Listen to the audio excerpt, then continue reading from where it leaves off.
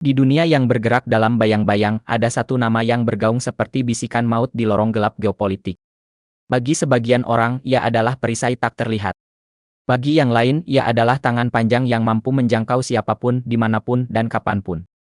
Di dunia yang penuh perundingan diplomatik dan pidato manis di mimbar internasional, ada satu nama yang bekerja tanpa tepuk tangan, tanpa pengakuan, dan tanpa sorotan kamera.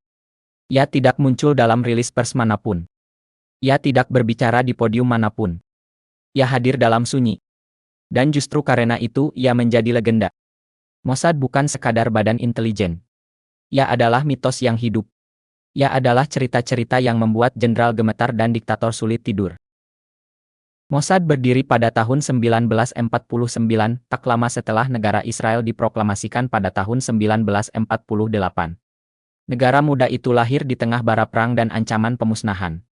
Dari abu perseteruan Arab Israel pertama, lahirlah kebutuhan akan mata dan telinga yang tak pernah terpejam. Maka dibentuklah Mossad Lemodin Ule Takidim Meyuhadim, yang artinya Institut Intelijen dan Operasi Khusus. Ia bukan sekadar kantor. Ia adalah respons terhadap trauma kolektif. Ia adalah janji, tidak akan pernah lagi kita dibantai tanpa tahu. Sejak awal, Mossad dibangun dengan satu doktrin keras, bertahan hidup dengan segala cara. Doktrinnya sederhana namun dingin. Tidak akan pernah lagi kita tidak tahu. Tidak akan pernah lagi kita lengah. Mossad dibentuk untuk memastikan Israel selalu selangkah lebih depan, bahkan jika langkah itu harus melintasi batas negara lain secara diam-diam. Reputasi Mossad dibangun dari operasi-operasi yang terdengar seperti naskah ilm, tetapi nyata. Pada 1960, agen Mossad menyusup ke Argentina dan menculik Adolf Eichmann, arsitek logistik Holocaust Nazi Jerman. Ia dibawa ke Israel untuk diadili. Adolf Eichmann akhirnya berakhir dengan dihukum gantung pada 1 Juni 1961. Dunia tercengang. Pesannya jelas, jarak ribuan kilometer bukan perlindungan. Pada tahun 1972, tragedi Munich Olympics mengguncang Israel. Setelah itu, dilaporkan adanya operasi balasan panjang yang dikenal sebagai Urat Ogad, yaitu perburuan terhadap individu yang dituduh terlibat. Tahun demi tahun. Negara demi negara. Urat Ogad adalah sebuah pembalasan atas tragedi nahas yang terjadi pada 5 September 1972. Berlangsung saat Summer Olympics di Munich, Jerman Barat. Target operasinya jelas. Atlet Israel yang turut serta pada perlombaan tersebut. Apartemen mereka diserang dan hasilnya 2 atlet tewas di tempat. 9 lainnya disandera. Dalam misi penyelamatannya, pemerintah Jerman mencoba melakukan penyelamatan di Bandara Ursten-Elbrut.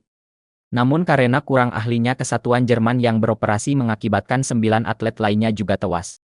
5 teroris tewas. Dan 1 polisi Jerman juga tewas di tempat. Tragedi ini menambah duka dan amarah Israel, dan mereka telah menyiapkan serangan balasan yang kemudian dinamakan Operasi Urat Ogad. Target Mossad di sini jelas. Siapa saja yang terlibat dalam tragedi tersebut mereka serang. Baik perencana operasi, jaringan pendanaan, dan tokoh yang diduga terlibat dalam tragedi tersebut. Mossad bahkan memburu terduga pelaku hingga ke berbagai negara seperti Italia, Prancis, Yunani, Lebanon, dan Norwegia. Nama Mossad pun berubah menjadi simbol. Jika mereka mengincarmu, waktu hanya soal formalitas.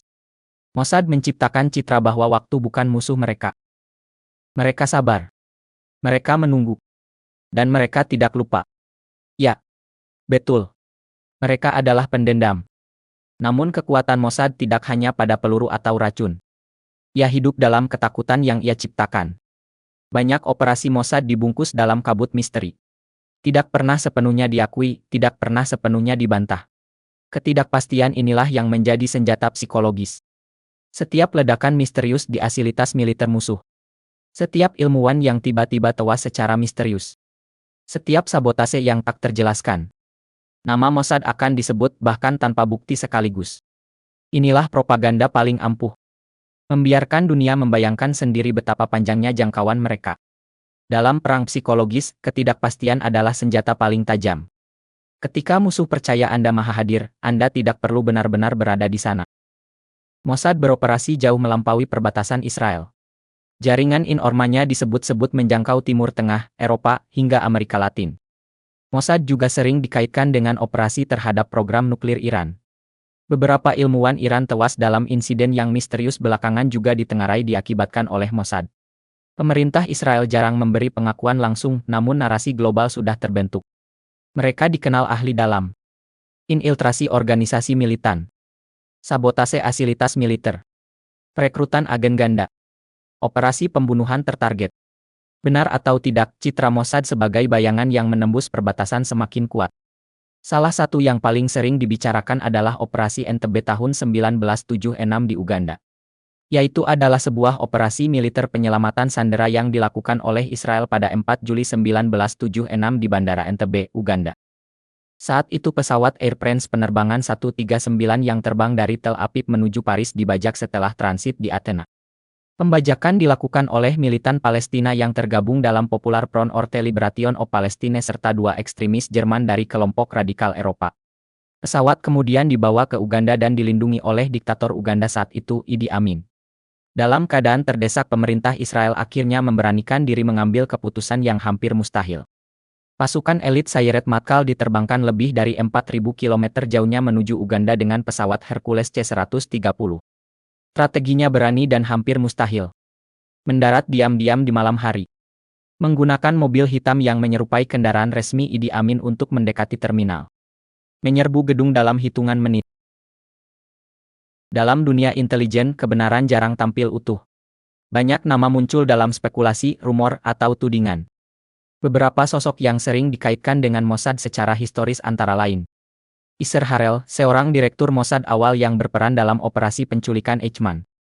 Meir Dagan, seorang kepala Mossad tahun 2002 sampai dengan 2011, sering dikaitkan dengan operasi agresi terhadap ancaman eksternal Israel. Eli Cohen, seorang agen legendaris yang menyusup ke elit Suriah pada 1960-an sebelum akhirnya dieksekusi di Damaskus. Nama Eli Cohen menjadi simbol betapa dalam Mossad mampu menanamkan akarnya.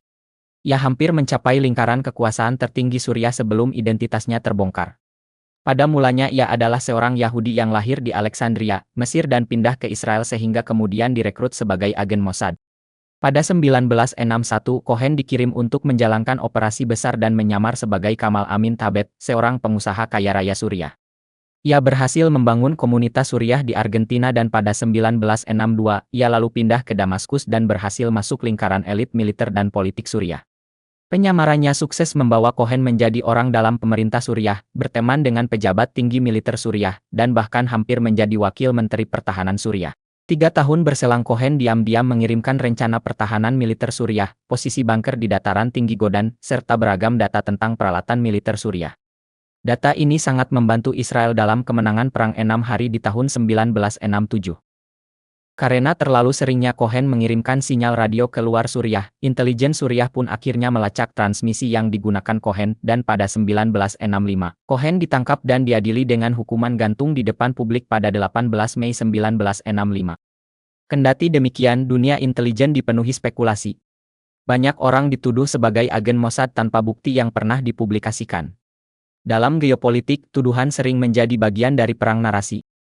Di balik reputasinya yang tak terkalahkan, Mossad juga menuai polemik. Operasi di negara asing tanpa persetujuan dianggap melanggar kedaulatan. Bahkan, kesalahan penetapan target pernah terjadi. Hubungan diplomatik pernah memburuk akibat operasi rahasia yang terbongkar. Bagi pendukungnya, Mossad adalah penjaga kehidupan bangsa kecil yang dikelilingi ancaman. Bagi pengkritiknya, Mossad adalah simbol operasi ekstrayudisial dan permainan kekuasaan tanpa transparansi. Di dunia intelijen, moralitas sering kali kabur. Yang tersisa hanya kepentingan nasional. Berbahaya bukan hanya karena kemampuannya membunuh. Berbahaya karena kemampuannya membuat orang percaya bahwa mereka bisa membunuh kapan saja. Mossad adalah kombinasi dari intelijen manusia atau humint yang agresi, operasi rahasia lintas negara, teknologi pengawasan modern, dan propaganda psikologis yang manjur dan mujarab. Mossad telah membangun reputasi sebagai organisasi yang beroperasi tanpa batas wilayah negara, tanpa rasa takut, dan tanpa jeda waktu. Namun perlu diingat, Mossad bukan entitas supranatural. Ia tetap organisasi manusia dengan keberhasilan dan kegagalan. Banyak kisahnya dibesar-besarkan, sebagian diselimuti misteri, sebagian lagi menjadi legenda.